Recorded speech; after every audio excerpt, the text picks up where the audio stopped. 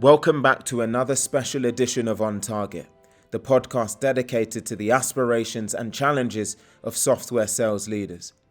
Last week, we embarked on a new journey, condensing the wisdom gleaned from over 40 interviews with sales leaders into a succinct 10-minute session. Today, we continue that journey, delving into more highlights and crucial insights from these industry trailblazers.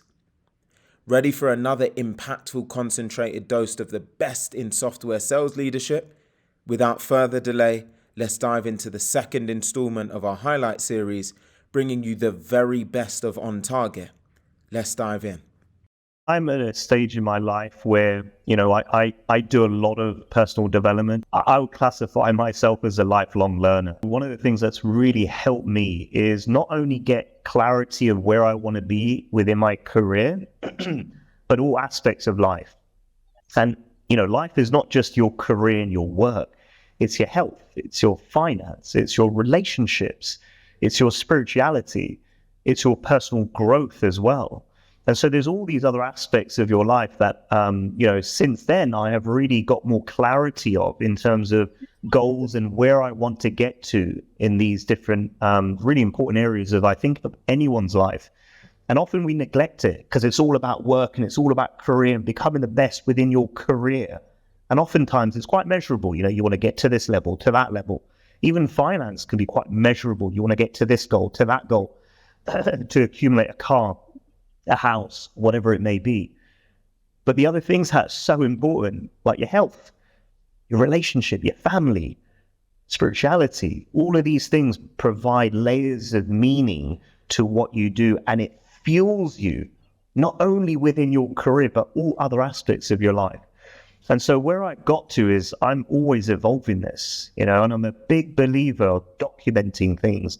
I've literally documented all of these things and I have clarity of goals in terms of where I want to be in 10 years, 5 years, 3 years. And I revise that regularly because it gives me certainty and it gives me a direction as to where I'm going. And that's kind of where I started. I strive to live a purpose-driven life, a life on my terms. Because once you're clear on your own values, your own belief system, you can start tweaking that to go in a different direction if you choose to. One of the biggest lessons I've learned is have clarity of where you want to get to, have clarity of that destination, have clarity of the outcome. Try and identify what's really important to you right now. Because what was important to me when I started out my career to what's important to me now, it varies and it alters. Money was such an important thing for me back then, and accumulating cars and watches and things like that. To now, it's more about experiences for me. It's more about relationship with my partner, with my kids, and also the type of impact that I have on people.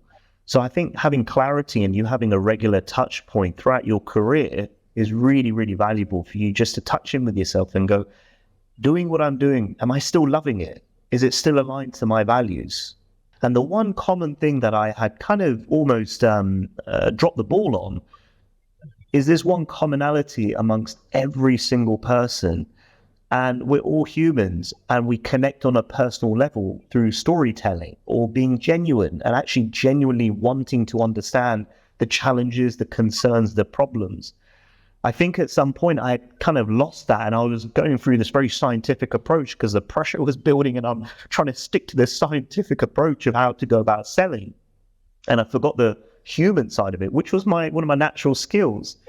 And so I started to bring that back to the forefront. What I'm curious to understand is that for your team and the teams that you've built, over time and up until now, how do you foster, enhance and develop what you describe as natural skills versus alignment to leading indicators, right? Because there's a clearer play to helping someone to become more effective against leading indicators. That path doesn't sound as clear when you're trying to harness quote unquote natural talent. So could you just talk to the separation factor between the two? Yeah, so when it comes to hiring people, what we call as traits or innate characteristics or whatever, there's a couple of traits that, I look for and we typically look to hire. And so one of the things that's incredibly important is hunger, drive, that self-motivation as I described, right? and being able to articulate that to a point where it really gets you up in the morning, and it's not that surface level motivation around a car or watch, which is all fine, it's all good, but it's like, well, why is that important?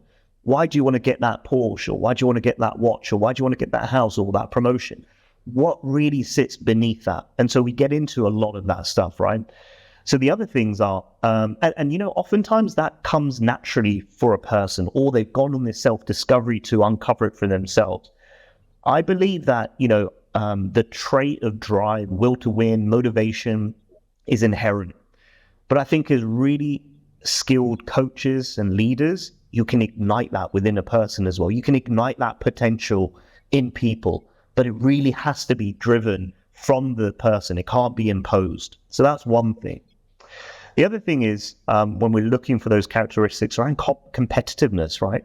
Naturally, you've got to be somewhat competitive in a healthy manner to want to either better yourself, become the best that you can, because that's naturally going to get you driving and not give up. That's the kind of inherent trait, so to speak, that persistence. But, can some of these things be coached in terms of skills? I think, they've got to naturally come from an individual as part of their character, but you can provide more awareness of these things as well so people can work on it. And, like you've got all these different coaches to, get really good in these different specialized areas in your life. You've almost got to have a coach to, extract and get that out of you as well. You've got that within you. You've got that drive. You've got that motivation, that competitiveness is obvious. And to take you to that next level, you want to be in an environment or surround yourself with people that can get the best out of you. And one thing that I'd really kind of want to touch upon is, culture, culture within sales environment. And when we talk about, high performance cultures, how do you break that down? In the simplistic way, culture is really built on a set of values or beliefs that a group of people have, and that's the way they show up. And so how do you create that kind of high performance culture? It's not just good enough to say, yeah, we're a high performing organization, we're going to grow double digit or whatever it may be. You've got to live and breathe those values. And sometimes you've got to be very conscious of those values in the first place as a leadership group, as a leadership team, as the leader. And so I think, a big element is when you're creating high performance organizations is to have these set of core values that you live and breathe. And then you've obviously got the expectations, you've got all those other things that sit underneath those core values in terms of how you live and breathe. I want to shift gears now, Moy, into talking a bit more about your thoughts and best practices when it comes to actually winning business.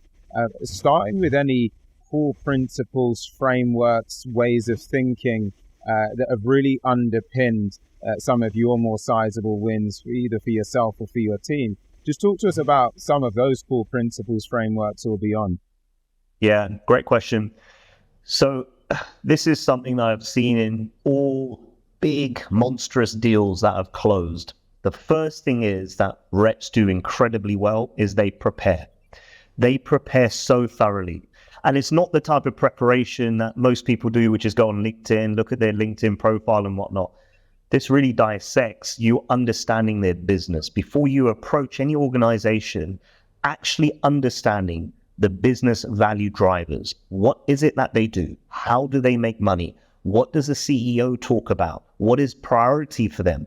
There is so much information out on the web, so much information that it is your duty as a sales rep to have done all your research and to, before you walk into the doors of that prospect, you should know so much about that organization. You should live and breathe their mission statement. You should understand their priorities. You should understand what's the latest news of their organization.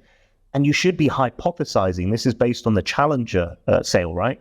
Which is fantastic. That's exactly what we use as well. And actually understanding and hypothesizing what is it that their business objective is. Is it revenue growth or associated with cost or risk? What is that ultimate business driver and that business goal that they're trying to do? Then it's trying to figure out, well, what is the most important thing if you're selling to the CIO?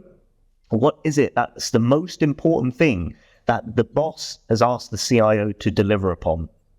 Then it's hypothesizing, well, if it's digital transformation, let's say, What are all the associated problems and initiatives that could be associated with digital transformation? And you can do this all online. You can do this before you even go into it. Then you are in a position of being a much more consultative sales rep when you go into the doors of that organization and that person. And by you knowing this and you explaining what you think their problems are and you think their objectives are, that builds such a differentiated proposition for you as a person, as a sales rep, because what you're doing is you're telling them, you're showing them what you know, and you're showing them, I know you. That differentiates so many salespeople. It's really around rallying up the troops within your organization by being almost like a slick politician, so to speak, because you're this internal person where you're actually having to win the hearts and minds of individuals within the organization to get on board to serve this client, because you've uncovered or validated what their critical priorities are. You brought some value. You may have challenged their thinking about what their challenges should be, what should be keeping them up at night, because this is what your peers are challenged with as well.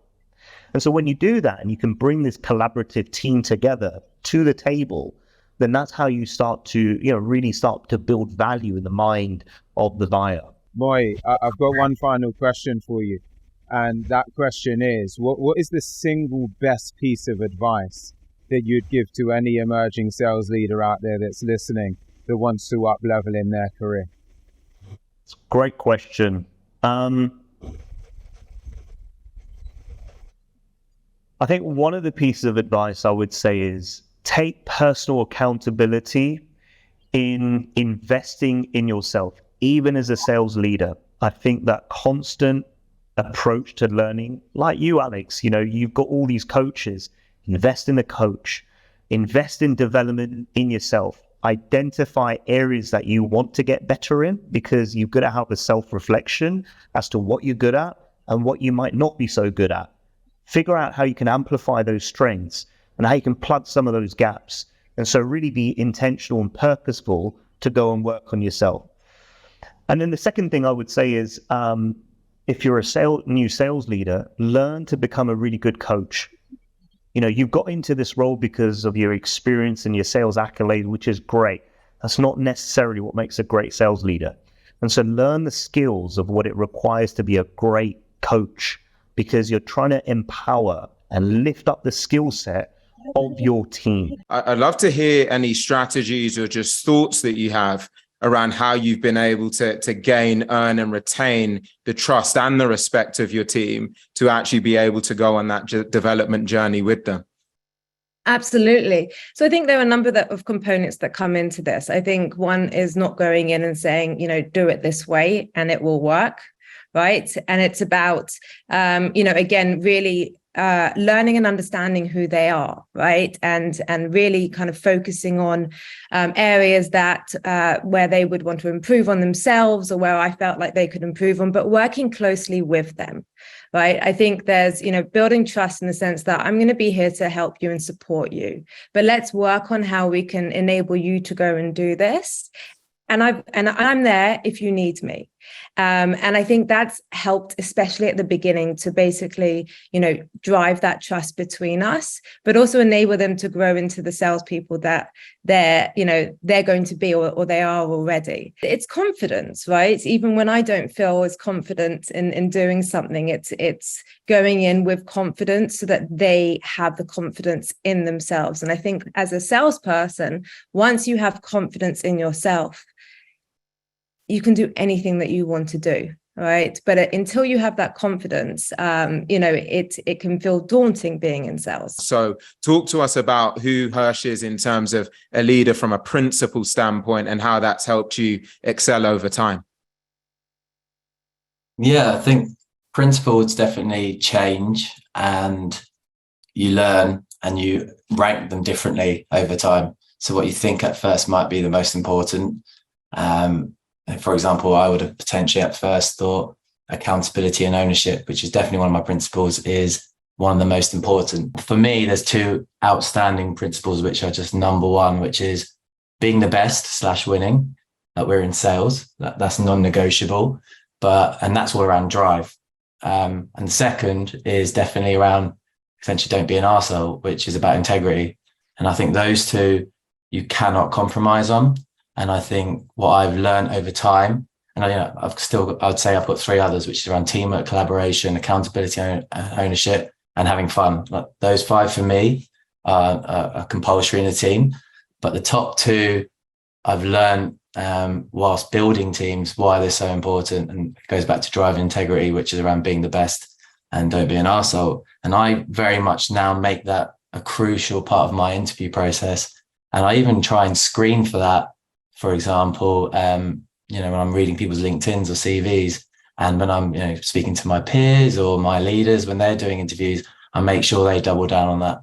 We're going to develop, but I want to make sure that I'm developing myself and not trying to be someone who I'm not. Because if I'm trying to be someone who I'm not, then I'm never going to be the best version of me and the best sales leader. I'd love to know from each of you, if you could go back to day one, when you took that first step into being a sales leader, what would you do the same? What would you do differently if you could press the reset button? I'll start with you, Ilana, this time. It's interesting because I'm, again, one of those people that, I'm a big believer in not, no regrets and not changing things that I've experienced, because I wouldn't be who I am if it wasn't for those experiences. So I think, less about changing some of the experiences that I went through and more about what I would maybe share with other people who are starting off in their sales leadership career is, try not to, going back to what I said before, but trying not to just be on everything and trying not to just essentially create a team that is just different versions of yourself. I think, for me, that was something that I really struggled with at the beginning. I wouldn't change it necessarily, but I would absolutely, try and reduce the time that it took for me to transition into a different type of leader. So I think that's definitely something I would say is it's really, really tough to do that, but especially when you've been in sales for such a long period of time, and it's one of the hardest things to do. So I think it's more just be aware that this will likely or could happen to you. I would encourage people to as I describe it, build a moat. And what I mean by that is, when you're stepping into your first leadership role, you're going to have gaps, right? It's obvious there's going to be a number of gaps and challenges, and certain things will be intimidating. And so when I say to build a moat, is to be really clear about where you feel you're coming into your role with your strengths, where your gaps are, and immediately trying to work through how you can actually solve for those things. So who are the people internally within the company that you can lean into to help to plug some of those gaps? Who are the people that you can lean on during those first few weeks to make sure that you can still give your team what they're looking for, make sure that you can add value to them in the ways that you're strong from day one. But again, try and not run into too many hurdles too early without knowing that you've got a good support network for you, both internally within the organization, and a bit like Kirsch just spoke about, having external mentors as well to help you navigate some of those challenging scenarios. First things first, sitting down and working with each AE for them to actually understand what they need to achieve when it comes to their pipe. Right. So, if you're going to hit your quota, overachieving your quota, what do you actually need to do? And sit down and actually do the maths, right? What do I need to do in terms of the number of calls, emails, LinkedIn, videos on a daily basis, on a weekly basis, so that I have the opportunity of, achieving my quota. I think once sitting down and actually doing that exercise, the biggest thing that comes from it is the shock, quite honestly, of, wow, I've got to do all of that. And it can seem quite overwhelming. And so, but it's reality, right? And it's, and it's important, pipeline and pipeline generation has to be consistent, right? Even when you're building and closing deals. So, in order to put a bit of structure so that AEs actually feel, confident that they can achieve those weekly and monthly and quarterly pipeline goals. So one thing that we do is we have a complete, Monday pipe gen focus day, where it's purely focused on pipe generation, no customer meetings, try and limit them, and internal meetings, and really having a full day dedicated. And that again goes back to that focus. And I think just being in that mindset for an entire day at the beginning of that week, really we've seen such great results from it. A few more things are, on a kind of a weekly or fortnightly basis, kind of having these power hours in the middle of the week, right? Because that's when the deals start to come in play, and then pipe gen becomes something of not as high priority. So making sure that throughout the week there's consistent focus on pipe generation. So having a focus on, okay, this week, let's aim for 50 calls on the Wednesday, just through that 1 hour. And then at the end of the week, it's them spending that Friday afternoon doing that preparation for that Monday pipe focus day, right? Because without the preparation done in advance, it's not going to have the same impact. And you can spend, 8 hours doing pure pipe gen, picking up the phones, sending those emails, those LinkedIn messages. But, unless you do the preparation before, it can end up being 4 hours and you don't get the most out of that day. So I think it's structure throughout the entire week in different ways. I would definitely say is something that we've put in place. So I'd just love to get on the deal excellence front, either of your stance around really some of the core pillars that you feel are important when it comes to winning business. So whether it's frameworks, approaches, mentality, whatever, I'd just love to get your thoughts on key principles when it comes to winning business. Who wants it? All of the above. Sorry, yeah. Tell us. Go ahead, Alana. So I think, there's so many different types of sales methodologies, and they largely kind of all overlap. I think it's down to a large part is down to mentality and attitude. And this, when you see, hungry salespeople, it's like, they're going to be successful, right? They're going to do whatever they can to be successful. So I think, and sometimes that's really, really tough in sales, especially when we're going through our lows. But I think, mentality is one of the key drivers for, successful deal excellence. I think it's preparation, to be honest. I think it's, preparing for every proposal deal, having those conversations, prep conversations, even just thinking and sitting down. I've got a 15-minute call with my champion. What do I need to get out of it? And what questions do I need to ask in order to get out of it? And that's still prep. And it's just for a 15-minute call. It's not a 2-hour meeting. So I think mentality, I think preparation, and working through problems, right? And thinking about different scenarios, gaining knowledge from your manager, from your team is really, really important. And creating structure in the way that you run a deal will also give yourself the confidence to achieve and close. And I think actually, lastly, on that closing note, because I'm a big lover of closing, it's to be able to shift from selling and knowing when to stop selling and going to then in for the close. And there is this point in the sales cycle that we have to stop selling and we have to start closing. And I think that's really, really tough to decide, and to actually make that shift. So yeah, I think those are some of them, but there are so many things that are part of, deal excellence and strategy.